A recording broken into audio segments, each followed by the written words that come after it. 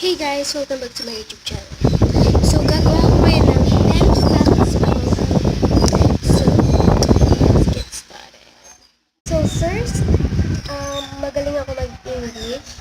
Nagbabasa ako ng English. Yun. Second, hindi ako nakikipaglaro sa labas. Ayoko naglalaro sa labas kasi palagi akong military. Yun. So, hindi naman yung parang pupunta lang kami sa bahay ng kaibigan ko. Yun. Pang third, medyo masungit ako. Yun. Pang fourth, marami akong kaibigan. At saka, pang five, hindi kami mayaman.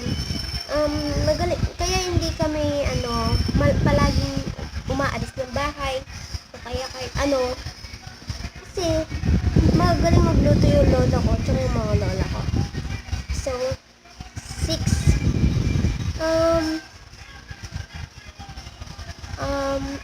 Ako mag-isa nagpipili ng susuotin ko, parang gano'n. Ako mag-isa nagpipili. Kasi, yung parang hinahayaan lang nila ko yung kung anong gusto kong style, yun yung pipiliin din nila. Tapos, pang 7 na ba? 7. So,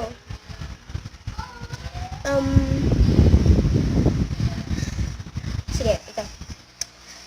Palagi akong na-awardan ng conduct award. Hindi ko alam kung bakit. So, pang 8. Medyo pangit yung sulat ko. Pero okay na.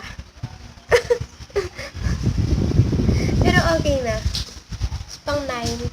Pare-pareho kaming age A. Kasi Hazel, Hugly, Harvey. So yun. At saka pang 10. Hindi pa ako nagluluto.